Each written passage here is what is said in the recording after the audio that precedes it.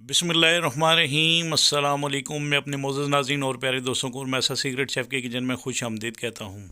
आज मैं आपके साथ रमैसा शेफ़ के किचन में फूल गोभी की रेसिपी को लेकर आऊँ, जिसको मैं नए स्टाइल से बनाऊँगा। इस रेसिपी को मैं इस तरह बनाऊँगा कि आप बीफ के कीमे और चिकन के कीमे को खाना भूल जाएंगे और बच्चे भी इसको बड़े शौक़ से खाएँगे। इस फूल गोभी की रेसिपी को बनाने के लिए मैं उन चीज़ों का इस्तेमाल करूंगा जो आपके घर के किचन में मौजूद होंगे। तो चलें स्टार्ट करते हैं इस रेसिपी को। बिस्मिल्लाहिर्रहमानिर्रहीम। सबसे पहले आपने एक पैन लेना है। इस पैन में आपने पानी डाल लेना है जो तकरीबन 3 गिलास के बराबर होगा। इसके बाद आपने चूल्हे की फ्लेम को ऑन कर लेना है और इसी दौरान फ्लेम ऑन करने के दौरान आपने इसके अंदर नमक डालना है जो तकरीबन आधा खाने के चम्मच के बराबर हो। और इसके अंदर आपने फूड कलर डालना है। गोभी का जो कलर है फूल गोभी का, उसको खूबसूरत बनाने के लिए आधा चाय की चम्मच के बराबर आप इसमें ज़र्दा रंग डाल दें। हल्दी आप डालेंगे लेकिन उससे इतना कलर आएगा नहीं, तो इस वजह से मैं ज़र्दे रंग का इस्तेमाल कर रहा हूँ। मैंने इस पानी में नमक आधा खाने की चम्मच के बराबर इसलिए डाला है ताकि गोभी जब आप इसको बॉयल करेंगे तो इसके अंदर अच्छा सा टेस्ट आएगा। ये मेरे पास फूल गोभी है, इसकी साइडें मैंने काट ली हैं, जो वेस्टेज है उसको मैंने उतार लिया था। और इस तरह आपने इसको पानी में डाल लेना है और इसको कवर कर लेना है। आपने इसको बॉयल करना है 5 से 6 मिनट तक। इस गोभी के जो पत्ते थे वो मैंने काट लिए थे, जो सख्त वाला हिस्सा था वो भी काट लिया था। इसके बाद आपने कवर उठाना है और इसको टर्न कर लेना है। इसके बॉयल करने का मकसद ये है कि इसके अंदर जो मिट्टी वगैरह होगी गोभी के अंदर वो निकल जाएगी और ये गोभी हल्की आंच पर यानी मीडियम पक कर तैयार भी हो जाएगी। बाज़ लोग इस गोभी को साफ़ करने के लिए पानी में भिगो देते हैं या ऊपर से टॉप जो हल्का सा गंदा होता है उसको साफ़ कर लेते हैं। अब मैं इस चूल्हे की फ्लेम को जो है वो थोड़ा सा स्लो कर लूँगा और इस तरह आपने इस फूल गोभी को इसके अंदर ही रहने देना है ताकि पानी के जो अंदर नमक है वो इसके अंदर अच्छे तरीके से जज़ब हो सके और इस फूल गोभी में अच्छा सा टेस्ट आ सके।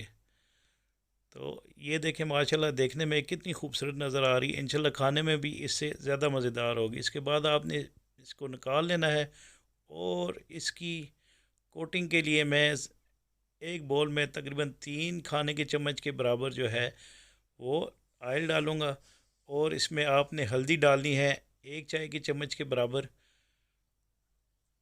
और इसमें आपने लाल मिर्चों का इस्तेमाल करना है, ये भी 1 चाय की चम्मच के बराबर आपने इसमें डालनी है। इसको आपने अच्छे तरीके से मिक्स करना है। इस मैरिनेशन को आपने ब्रश लेकर इसको अच्छे तरीके से मैरिनेशन को मिक्स करके आपने ये जो फूल गोभी हमने बॉयल करके रखी थी आपने इसको थोड़ी देर के लिए ठंडा करके इसकी टॉपिंग पे आपने ये मैरिनेशन लगानी है ताकि इसके अंदर ज़बरदस्त सा टेस्ट आ सके। तो इसके बाद आपने इस गोभी को चूल्हे पर रख कर पका लेना है। जिस तरह बोटी टिक्का या चिकन टिक्का बनाते हैं उसका फ्लेवर स्मोकी और ज़बरदस्त होता है, इस तरह इस फूल गोभी का भी फ्लेवर स्मोकी और ज़बरदस्त होगा। तो एक बात आपने याद रखनी है कि इस गोभी को आपने जलाना नहीं है। अगर आप जलाएंगे तो इसका जो टेस्ट है वो कड़वा हो जाएगा। तो इसके बाद मैं इसको उतार लूँगा। तकरीबन 2 से 3 मिनट रखने के बाद आपने इसकी इस तरह साइडें काट लेनी है। ये तकरीबन आधा किलो के बराबर गोभी थी जिसको मैं बना रहा हूँ, आपके साथ इसकी रेसिपी शेयर कर रहा हूँ। तो आपने इस तरह सारी साइडें इसकी फूल वाली निकाल लेनी है और ये जो सख्त वाला हिस्सा है ये भी आपने निकाल लेना, ऊपर से काट लेना है और इन तमाम को आपने अलग अलग कर लेना है। और इस तरह फूल की चाप कटिंग कर लेनी है हर फूल की आपने। जब हमने इस फूल गोभी को बॉयल किया था तो उसी दौरान ये नरम हो गई थी। तो ये देखें कितना इजीली कट रही है और आसानी से आप इसको चॉप कर सकते हैं। जब हमने इस फूल गोभी को बॉयल किया था तो इसके अंदर से तमाम डस्ट और फूल गोभी का स्टार्च भी निकल चुका था। तो ये तमाम आपने पीस इस तरह चॉप कर लेने हैं और इंशाल्लाह इसका बहुत ही ज़बरदस्त टेस्ट बनेगा। तो अगले स्टेप पे मैं एक फ्राई पैन ले लूँगा। इसमें आपने तकरीबन आधा खाने के चम्मच के बराबर ऑयल डालना है। इस ऑयल को आपने थोड़ा सा गर्म करना है, चूल्हे की फ्लेम को ऑन कर लेना है। और इसी दौरान आपने खड़े मसालों में बादियान के फूल 1 अदद, और ये काली इलायची है मोटी 1 अदद, और 2 अदद आपने सब्ज़ इलायची इसके अंदर डाली हैं, और दालचीनी का एक टुकड़ा है जिसको मैंने इस तरह तोड़ लिया है। इसी दौरान आपने इसमें बाकी मसालों में जो चीज़ें डालनी हैं वो मैं इंशाल्लाह साथ साथ आपको बताता रहूँगा। तो जो ही ये मसाले कड़कनाना शुरू हो जाएं तो आपने इसके अंदर चॉप की हुई प्याज जो तकरीबन 1.5 कप के बराबर है ये आपने इसके अंदर डाल देनी है। और चूल्हे की फ्लेम को आपने थोड़ा सा तेज़ कर लेना है।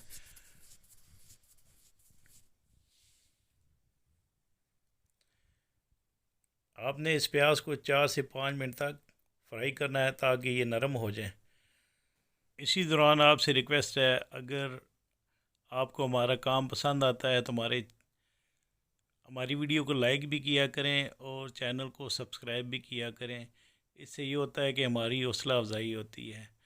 तो आपने ये लौंग जो है 4 से 5 अदद लौंग इसके अंदर डालने हैं। और इसके बाद आपने चॉप की अदरक और लहसुन ये 1 खाने के चम्मच के बराबर इसमें डालनी है। 2 से 3 मिनट मज़ीद बुनाई करने के बाद आपने इसमें बाकी जो मसाले डालने हैं वो मैं इंशाल्लाह साथ साथ आपको बताता रहूँगा। लेकिन आपने मेरी इस वीडियो को कंप्लीट देखना है, आपने इसका कोई भी हिस्सा स्किप नहीं करना। इसी दौरान ये आपने चॉप किए हुए टमाटर डाल देने हैं। इन टमाटरों को मैंने फ्रीज़ करके रखा हुआ था, ये तकरीबन 3 अदद दरमियाने साइज़ के टमाटर थे। तो जब आप इनको फ्रीज़ करके रखेंगे तो आसानी से इनका छिलका भी उतर जाएगा और आप इनको आसानी से चॉप भी कर सकेंगे। तो इसी दौरान आपने इसके अंदर ये मटर जो तकरीबन आधा कप के बराबर हैं ये आपने इसके अंदर डाल देने हैं और इसको आपने अच्छे तरीके से पकाना है। आपने याद रखना है कि जब भी आप सब्ज़ी बनाएं तो इसमें पानी का बिल्कुल भी आपने इस्तेमाल नहीं करना। अगर आप इसको सब्ज़ी को इसकी नेचुरल सॉस में पकाएंगे तो इसके अंदर ज़बरदस्त सा अपना ही टेस्ट आएगा। तो चूल्हे की फ्लेम को आपने थोड़ा सा स्लो कर लेना है और इसी दौरान आपने इसको कवर कर लेना है 4 से 5 मिनट के लिए, ताकि जो मटर हमने इस मसाले में डाले हैं मटर और टमाटर दोनों ही गल जाएं। 4 से 5 मिनट गुजरने के बाद आपने इसका कवर उठाना है और इसको आपने अच्छे तरीके से मिक्स करना है। और देखें जो टमाटरों का पानी था वो बिल्कुल ड्राई हो चुका है। तो आपने इसी स्टेप से इस रेसिपी को बनाना है। इसके बाद चूल्हे की फ्लेम को आपने आहिस्ता करना है और आहिस्ता ही करने के दौरान आपने इसमें सबसे पहले नमक डाल लेना है जो 1 चाय के चम्मच के बराबर है। इसी दौरान आपने 1 चाय के चम्मच के बराबर आपने इसमें लाल मिर्चों का पाउडर डालना है, यानी पीसी लाल मिर्चें। हल्दी 1 चाय के चम्मच के बराबर भी डालनी है और ज़ीरा 1 चाय के चम्मच के बराबर इसमें डालना है। और इसके साथ ये क्रश किया हुआ कोरिएंडर है, सूखा धनिया जिसको आप कहते हैं, ये आधा खाने के चम्मच के बराबर आपने इसमें डालना है। और ये 3 अदद हरी मिर्चें ये आप इसमें डाल लें। अगर आप स्पाइसी खाना चाहते हैं तो आप इसमें मिर्चों की क्वांटिटी बढ़ा सकते हैं। तो इस मसाले को आपने 2 से 3 मिनट तक फ्राई करना है। 2 से 3 मिनट फ्राई करने के दौरान जब आप देखें कि सूखे धनिए और मसालों की अच्छी खुशबू आना शुरू हो गई है तो आपने इसी दौरान इसमें जो हमने फूल गोभी चॉप करके रखी हुई थी, यानी छोटी छोटी कटिंग जिसकी करके रखी हुई थी, तो ये आपने इसके अंदर डाल देनी है और इसको आपने अच्छे तरीके से मिक्स कर लेना है। ये देखने में इतनी खूबसूरत और मज़ेदार लगने वाली रेसिपी जब आप इसको बनाएंगे तो इंशाल्लाह मुझे याद करेंगे। तो ये रेसिपी बिल्कुल हेल्थी रेसिपी है। आप इसके खाने के दौरान ना तो आपको पेट में दर्द होगा, ना ही कोई एसिडिटी वगैरह होगी, क्योंकि हमने इस फूल गोभी को बॉयल कर लिया था, जिससे इसका स्टार्च वगैरह निकल चुका था। इसी दौरान आपने इसको 4 से 5 मिनट के लिए कवर कर लेना है और इसकी आंच को स्लो कर लेना है, ताकि ये गोभी अच्छे तरीके से गल जाए। 4 से 5 मिनट गुजरने के बाद आप इसका कवर उठाएं तो ये हमारी फूल गोभी मसाला जो है वो तकरीबन तैयार हो चुकी है।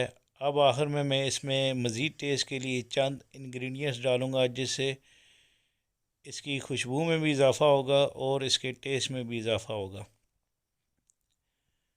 तो इसी दौरान आपने इसमें कसूरी मेथी का इस्तेमाल करना है। ये कसूरी मेथी आपने तकरीबन आधा खाने के चम्मच के बराबर इस्तेमाल करनी है, और इसको आपने क्रश करके इस तरह इस फूल गोभी के ऊपर डाल लेना है। और मेरे पास काली मिर्चें क्रश की थी, ये भी मैं इसमें डाल रहा हूँ। ये 1 चाय की चम्मच के बराबर है।